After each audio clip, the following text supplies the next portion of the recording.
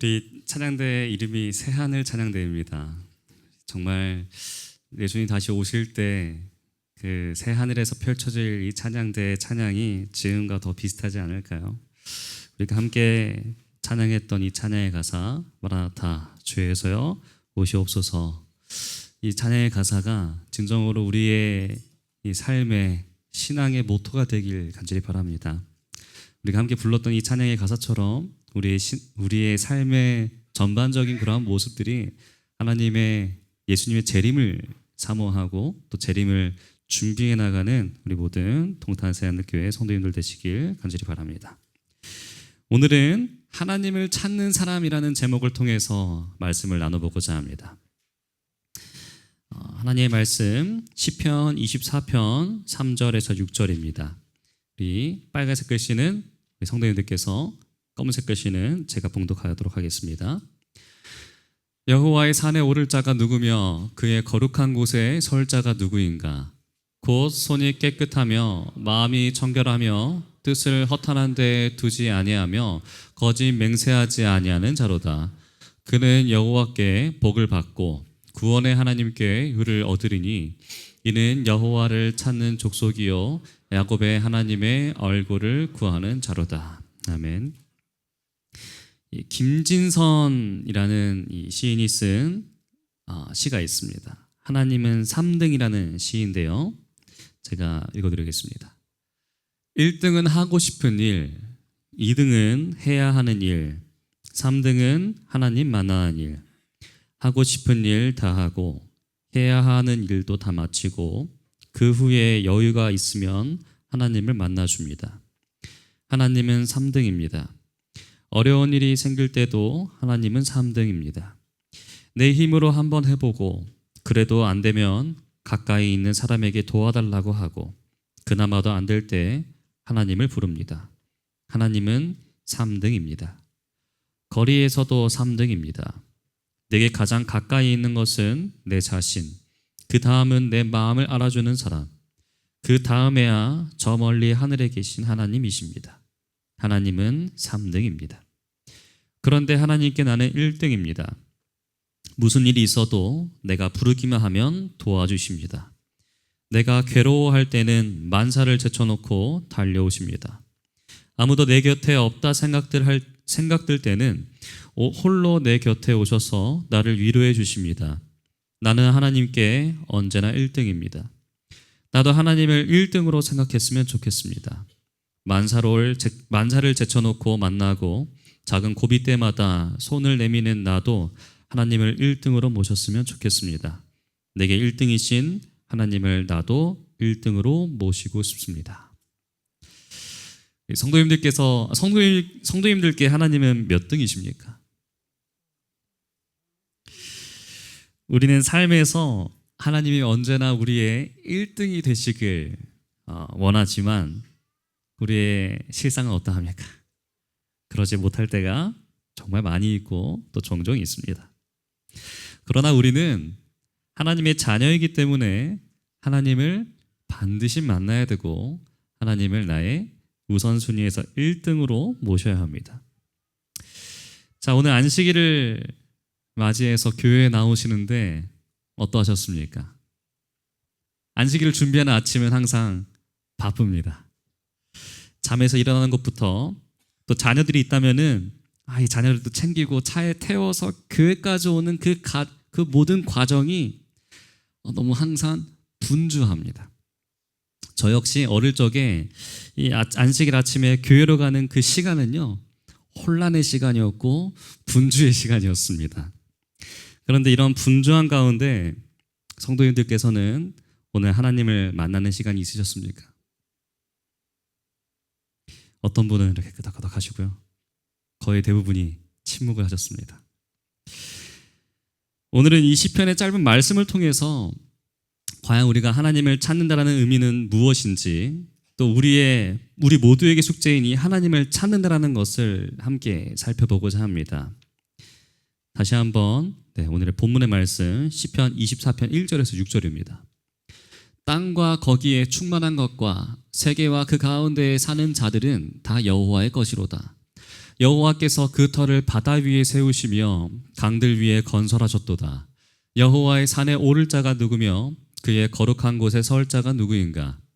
곧 손이 깨끗하며 마음이 청결하며 뜻을 허탄한 데에 두지 아니하며 거짓 맹세하지 아니하는 자로다. 그는 여호와께 복을 받고 구원의 하나님께 의를 얻으리니 이는 여호와를 찾는 족속이요 야곱의 하나님의 얼굴을 구하는 자로다. 오늘의 본문의 배경은 다윗이 하나님의 언약궤를 오벳 에돔의 집에서 예루살렘으로 가져왔던 사건입니다. 블레셋과의 전투에서 하나님의 언약궤를 빼앗기고 다시 되찾아서 예루살렘으로까지 옮기게 되는 그 시간이 70년이 넘는 시간이 흘렀습니다. 하나님의 임재를 상징하는 언약궤를 이 예루살렘으로 옮기는 이 사건은 이스라엘 백성들에게는 아주 중요한 순간이었습니다. 하나님의 임재, 하나님과 함께하고 하나님의 백성이라고 하는 이스라엘 백성들이 70년이 넘도록 누구랑 없었던 것이에요? 하나님과 없었습니다. 그런데 이제는 다시 한번 그 하나님을 내 삶에 영접하고 내 삶의 중심으로 모시는 아주 중요한 순간이 이 순간이었죠. 그래서 이 사건은 다윗과 그의 백성들이 여호와 하나님을 그 나라의 진정한 왕으로 인정하고 중심부에 모시는 지극히 경건한 사역과 연관되어 있습니다. 이에 따라서 다윗은 이 언약궤를 옮기는 이 행사를 위하여 의식을 준비하였고 그 중요한 의식의 일부분으로 시편 24편 오늘의 본문을 부르게 되었습니다. 다윗은 이 시를 온 세상의 소유자이며 통치자이신 하나님을 노래함으로 시작합니다. 그리고 3절에 여호와의 산에 오를 자가 누구며 그 거룩한 곳에 설 자가 누군고라고 다윗은 묻기 시작합니다. 여기서 여호와의 산과 거룩한 곳은 동일한 곳입니다. 그렇다면 어떤 곳이 여호와의 산일까요? 제가 이 여호와의 산에 대해서 성경을 쪼르르 찾아보니까 출애굽기 3장 5절에 나오는 호렙산이 좀 많이 비슷한 것 같습니다. 자, 모세가 호렙산에서 하나님과 대화를 나누는 그 장면을 살펴보면 이렇게 되어 있습니다. 출애굽기 3장 5절입니다. 내가 선 곳은 거룩한 곳이니 내 발에서 신을 벗으라. 그렇다면 이 호렙산이 다윗이 말하는 거룩한 산, 여호와의 산을 의미하는 것일까요?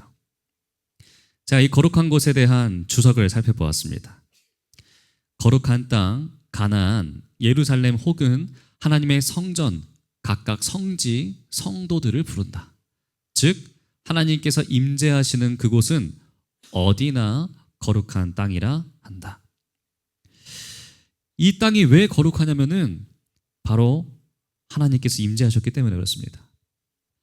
우리의 교회가 거룩하게 될 수 있습니다. 또 우리의 가정이 거룩하게 될 수 있습니다. 또 우리 자신도 거룩하게 될 수 있습니다. 우리가 모인 이곳이 거룩하게 될 수 있습니다. 조건은 한 가지입니다. 하나님께서 임재하시면, 예수님께서 함께 하시면 그곳이 거룩한 곳이 됩니다. 그렇기 때문에 오늘 본문이 말하고 있는 여호와의 산에 오를 자가 누구고 거룩한 산에 설 자가 누군지에 대한 해석은 우리의 왕 되신 하나님을 만나서 거룩하게 될 사람이 어떠한 사람인가, 다시 말해서 어떠한 사람이 하나님을 만날 수 있는가, 이것을 말해주고 있는 것이겠죠. 하나님을 만나는 사람의 특징은 그 다음 절인 4절에 등장합니다. 시편 24편 4절입니다. 곧 손이 깨끗하며 마음이 청결하며 뜻을 허탄한 데에 두지 아니하며 거짓 맹세하지 아니하는 자로다. 자, 이 하나님을 만나는 사람의 특징 첫 번째입니다. 손이 깨끗해야 합니다. 히브리인들에게 있어서 손은 행실을 상징하였습니다. 성경에 따르면은 이 손은 인간의 의지를 수행하는 가장 중요한 기관이기 때문에 깨끗한 손을 가진다라는 것은 올바른 삶을 산다라는 것을 의미합니다. 그런데 깨끗하다는 히브리어 나키는 무죄한 행위에 대한 비유적인 표현인 그냥 깨끗한 손, 이것뿐만이 아니라 무죄하고 자유롭고 책임이나 의무에서 면제되었다고 선언한 사람들, 혹은 무죄한 피를 의미하고 있습니다. 죄가 없고 결백하고 의로운 사람에게 손이 깨끗하다는 말이 사용되었다는 것이에요. 인간이 보기에도요, 하나님께서 보시기에도 손이 깨끗한 사람이 되어야만 하나님을 만날 수 있습니다. 두 번째입니다. 마음이 청결하며 여호와의 산에 오를 수 있는 자의 두 번째 조건은 마음의 청결함입니다. 마음에서 우리의 모든 행위가 결정되기 때문에 손이 깨끗한 것과 연관짓는다면은 영육간에 흠이 없는 자만이 하나님을 만날 수 있게 되는 것이겠죠. 또 신앙에 있어서도요, 외형적으로만 이해하고 순응하는 것은 참신앙이 아닙니다. 참신앙은 마음을 다스리고 순결한 생각과 신실한 동기를 가짐으로 하나님께 예배하는 것이 참신앙입니다. 이런 청결한 마음이 있어야지만 하나님을 만날 수 있습니다. 세 번째입니다. 뜻을 허탄한 데에 두지 아니하며 여호와의 산에 오를 수 있는 자의 세 번째 특징, 허탄한 데에 뜻을 두지 않는 것입니다. 허탄이라는 단어는 공허와 허물을 뜻하며 물질적, 도덕적으로 비실제적이며 무가치한 것을 지칭합니다. 이 말은 종종 우상과 관련되어서 사용되었는데, 우상이라고 하면 무엇입니까? 신상이나 조각상, 이런 것들에만 지칭하는 것이 아니라 내가 하나님보다 더 사랑하는 그런 모든 것들이 다 우상이 되지 않습니까? 마음이 청결한 자는 하나님보다 무가치한 것들에 영혼을 팔지 않는 사람들입니다. 이런 사람들이 되어야만 하나님을 만날 수 있습니다. 네 번째입니다. 거짓 맹세치 아니하며 여호와의 산에 오를 수 있는 마지막 조건은 거짓 맹세치 아니하는 겁니다. 이 부분에 대해서 주석은 다음과 같이 해석합니다. 행할 의지가 없으면서도 그것을 행할 것처럼 맹세하는 것은 완전한 거짓이며 마음이 청결한 자와는 전혀 어울리지 않는 행동이다. 하기 싫지만 해야 하는 일이 있을 때 그것을 잘 해낼 것처럼 이야기하는 것도 마음이 청결한 거예요? 청결하지 못한 것입니다. 하나님을 만나기 위해서는요, 우리의 속마음과 행동이 일치해야 합니다. 자, 이 네 가지의 조건들을 함께 살펴보았습니다. 마음이 어떠하십니까? 불편합니다. 어렵습니다. 이 네 가지의 특징들을 보셨을 때 하나님을 만날 수 있는 분이 계십니까? 가능성이라도 있는 분 계실까요? 저도 하나님 못 만날 것 같습니다. 인간이 보기에도, 하나님께서 보시기에도 완전하고 완벽한 사람이 되어야만 하나님을 만날 수 있다라고 다윗은 말하는 것 같습니다. 그렇다면은 죄인인 우리 가운데 과연 몇 명이 하나님을 만날 수 있는 것일까요? 진정으로 죽을 수밖에 없는 죄인인 우리가 하나님을 만날 수는 있을까요? 나 스스로의 능력으로는 절대 가능하지 않습니다. 이것은 온전히 그리스도를 의지할 때만 가능합니다. 그런데 이 특징에 대해서 다윗은 네 가지의 특징에 대해서 우리에게 알려주었습니다. 전혀 하나님을 만나지 못할 것 같은 특징들입니다. 또 요구드리고 조건들입니다. 하지만 감사하게도 다윗은 하나님을 만날 수 있는 자의 특징을 4절의 네 가지의 특징에서 그치는 것이 아니라 6절에서 다음과 같이 답하고 있습니다. 이는 여호와를 찾는 족속이요 야곱의 하나님의 얼굴을 구하는 자로다. 하나님의 얼굴을 구하는 사람이 여호와를 찾는 족속입니다. 많은 사람들이 하나님을 찾는 것이 기도하는 것이라 생각합니다. 물론 기도하는 것도 하나님을 찾는 것이 맞습니다. 그런데 하나님을 찾는 것은 기도하는 것 이상을 가리키고 있습니다. 또 많은 사람들이 하나님을 찾는 것을 말씀을 많이 읽고 말씀을 찾는 것이라고 생각합니다. 마찬가지로 우리가 말씀을 읽는 것도 하나님을 찾는 것이지만 하나님을 찾는 것은 말씀을 읽고 찾는 것, 그 이상의 것입니다. 또 많은 사람들이 하나님을 찾는 것을 교회에 열심히 출석하는 것, 헌금을 잘 내는 것, 봉사하는 것으로 생각합니다. 그런데 하나님을 찾는 것은 그 이상의 것입니다. 찾고 구한다라는 동사는 실제로 성소에 올라가는 행위를 의미하고 있습니다. 이것은 하나님의 얼굴을 사모하고 그분을 뵙기를 갈망하여서 나의 온 삶으로 하나님을 찾는 것입니다. 마음에서 우러나오는 하나님을 알고자 하는 열망을 가지고 하나님을 찾는 것입니다.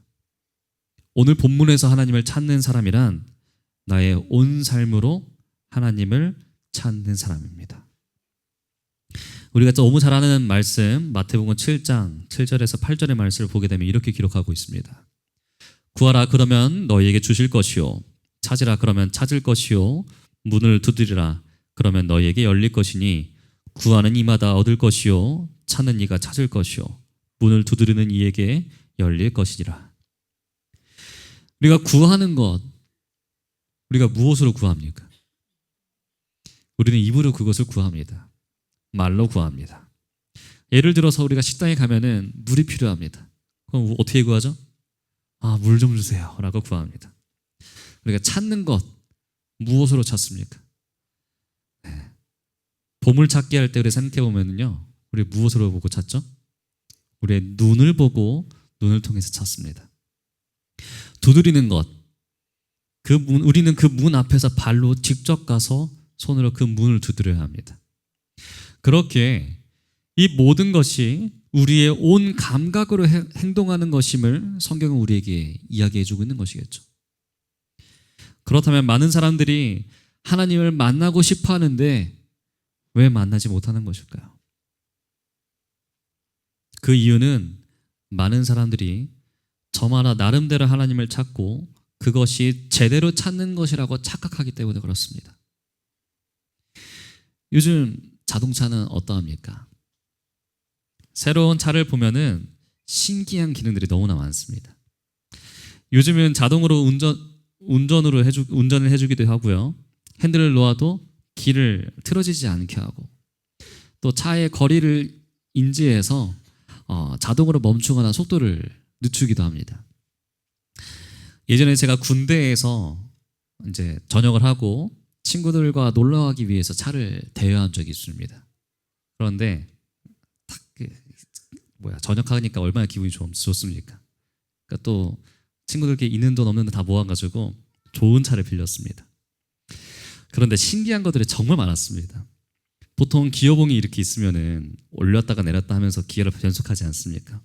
그런데 사진에 보이시는 것처럼 돌려서 기어를 바꾸는 것이더라고요. 너무 신기했어요. 그런데 저 기어 옆에 조그맣게 네모 박스로 오토 홀드라는 버튼이 있습니다. 차량이 정지되어 있을 때 운전자가 페달을 밟지 않아도 차량을 정지의 상태로 유지해주는 기능입니다. 브레이크 페달을 밟고 있지 않아도 이렇게 해주니까 신호가 걸려서 차가 이렇게 서 있으면은 브레이크를 밟고 있으니까 기어를 잠가서 브레이크를 밟지 않고 있어도 차가 설 수 있게 해주는 그런 장치예요. 아무튼 친구들과 함께 이 오토홀드가 되어 있는 이 차를 빌려가지고 서울 한복판에서 이렇게 차를 운전하며 다녔습니다. 그러다가 넓은 차도에서 운전을 하다가 신호에 걸려서 딱 멈춰서게 됐는데 차가 딱 멈춰버린 거죠. 오토홀드가 걸려버렸습니다. 그런데 오토홀드가 걸리면은 이 차의 시동이 꺼진 것처럼 느껴집니다. 저는 근데 이게 오토홀드인지 몰라가지고 차가 시동이 꺼졌네, 왜 이러지? 하면서 다시 출발하기 위해 시동 버튼을 눌렀습니다. 그리고 엑셀을 밟는데 차가 안 나가는 거예요. 서울 한복판에서 막 뒤에서 차들이 막 밀려가지고 빵빵빵 하고 있는데 저는 움직이지도 못하고 막 당황하면서 이거 어떡하지? 이러고 있었습니다. 그 넓은 도로 한가운데서 막 이리저리 해보고 저것도 해보고 다 해봤는데 그래도 차가 가지 않는 것입니다. 그 이유가 무엇이었냐면은 제가 시동을 꺼버렸기 때문에 그렇습니다. 그것도 모르고 한참을 그 안에서 저는 헤맨 것이었죠. 방법을 제대로 알지 못해서 아무것도 하지 못했습니다. 이처럼 우리가 하나님을 찾는 경우에도 올바른 방법으로 찾아야 합니다. 근데 그 방법에 대해서 역대하 16장 9절에 이렇게 말합니다. 여호와의 눈은 온 땅을 두루 감찰하사 전심으로 자기에게 향하는 자를 향하여 능력을 베푸시나니. 가장 분명한 것은 우리가 전심으로 하나님을 사랑할 때에 우리가 하나님을 만날 수 있다는 것입니다. 하나님께서 우리가 얼마나 가졌냐, 우리가 얼마나 지위가 높은가에 관심이 있지 않으십니다. 어떤 것을 찾고 계시냐면은 우리가 얼마나 진심이고 얼마나 전시민으로 하나님을 찾고 계신가를 주목하고 계십니다. 하나님께서 이 땅에서 탄식하시는 이유는 이 땅에 죄가 많기도 하지만 진심으로 하나님을 찾는 자가 없기 때문에 그렇지 않겠습니까? 소돔과 고모라의 멸망은 악인의 타락 때문이었습니까? 그것이 아니라 의인 10명이 없었기 때문임을 우리는 알고 있습니다. 니느웨가 멸망하지 않은 이유는 그들은 진심으로 회개하고 전심으로 하나님을 찾았기 때문입니다. 우리는 하나님을 찾는다고 하지만 때로는 우리의 마음과 생각이 다른 곳에 가 있으면서 하나님을 찾는다라고 말할 때가 종종 있습니다. 또 그리고 그것이 옳은 것이라고 우리는 착각하고 살아갑니다. 전심으로 찾는다는 것, 내가 모든 것을 다 잃어도 하나님만 찾게 된다면은 만족하는 삶. 마치 삭개오처럼 나의 모든 재산을 다 잃어도 하나님을 만났다라는 그 사실, 예수님을 만났다라는 그 사실 하나만 충분하다는 이 고백이 우리의 삶 가운데서도 이어져야 합니다. 이러한 고백이 우리의 고백이 되길 간절히 바랍니다. 때로는 우리가 하나님을 섬기면서 또 전심으로 섬긴다라는 것이 너무나 어렵게 느껴질 때가 있습니다. 물론 쉽지 않은 것은 사실입니다. 하지만 우리가 하나님의 사랑을 온전히 깨달을 때 이 모든 것은 가능해집니다. 우리가 하나님의 사랑을 기억할 수 있다면, 우리가 예수님의 사랑을 기억할 수만 있다면 이 모든 것이 가능해진다고 성경은 우리에게 이야기해 줍니다. 그렇다면 우리는 어떻게 그 무한하신 하나님의 사랑을 기억할 수 있을까요? 시편 119편 10절에서 11절입니다. 내가 전심으로 주를 찾아 싸우니 주의 계명에서 떠나지 말게 하소서. 내가 주께 범죄치 아니하려 하여 주의 말씀을 내 마음에 두었나이다. 전심으로 주님을 찾는 것과 주님의 말씀을 내 마음에 두는 것은 밀접한 관계를 가지고 있습니다. 처음에 말씀을 읽는 것이 하나님을 찾는 것에 충분한 이유가 되지 않는다라고 제가 말씀을 드렸습니다. 주의 말씀을 내 마음에 두는 것에 대한 이 의미는 이 무한하신 사랑, 즉 예수님을 내 마음 깊숙한 곳에 두는 것이 바로 예수님을, 하나님을 찾는 것이라고 성경은 기록하고 있습니다. 12년간 혈루병을 앓던 여인이 치료를 받고자 예수님을 만나고자 전심을 다해서 노력합니다. 그리고 그 노력으로 인해서 치료를 받게 됩니다. 이 장면에 있어서 우리는 이 여인이 그 많은 인파를 뚫고 갔기 때문에 예수님을 만났다라고 생각할 수 있습니다. 물론 그것도 맞습니다. 그런데 치료봉사는 다음과 같이 그 장면을 기록하고 있습니다. 그리스도께서는 그 여자의 마음을 아시고 그가 서 있는 곳으로 발을 옮기셨다. 그분께서는 그 여자의 큰 필요를 깨닫고 믿음을 행사하도록 그를 도와주고 계셨다. 기도하는 것, 말씀을 읽는 것, 이러한 모든 것들이 우리의 믿음의 행동이 다른 목적이 아닌 우리를 사랑하시는 예수님을 언제나 내 마음에 깊이 모셔두기 위함임을 깨닫고 그것을 통해서 하나님을 발견하게 되는 우리 모두가 되길 간절히 바랍니다. 우리의 신앙이 진정으로 하나님을 찾기 위한 진심이 되기를 소망합니다. 진심으로 하나님의 얼굴을 바라보고 진심으로 하나님의 사랑을 묵상하고 하나님을 만나는 것이 나의 전부가 되고 그 사랑을 통해서 다른 사람에게 예수님의 사랑을 전하는 통탄세하는 우리 모든 성도님들이 되시길 간절히 바랍니다. 우리가 할 수 있는 것은요, 우리가 하나님을 만나기 위해 할 수 있는 것은 다른 것이 없습니다. 우리의 노력이나 우리의 어떠한 의로운 행실이 아닙니다. 그것은 오로지 하나님을 내가 진정으로 사랑하고 내가 하나님을 찾고자 하는, 전심으로 찾고자 하는 그런 마음 가운데 있습니다. 하나님을 진정으로 사랑하시겠습니까? 감사합니다. 우리의 이러한 하나님을 사모하는 마음이 정말 주님 다시 오실 그날까지 지속적으로 또 꾸준하게 이어지는 우리의 신앙이 되길 간절히 바랍니다. 그리하여 그러한 신앙을 가지고 하나님의 얼굴을 만나 뵙고 하나님과 동행하는 믿음의 여정을 함께 나가는 우리 모든 동탄사하는 교회 성도님들이 되시길 간절히 바라면서 오늘 말씀 마치도록 하겠습니다.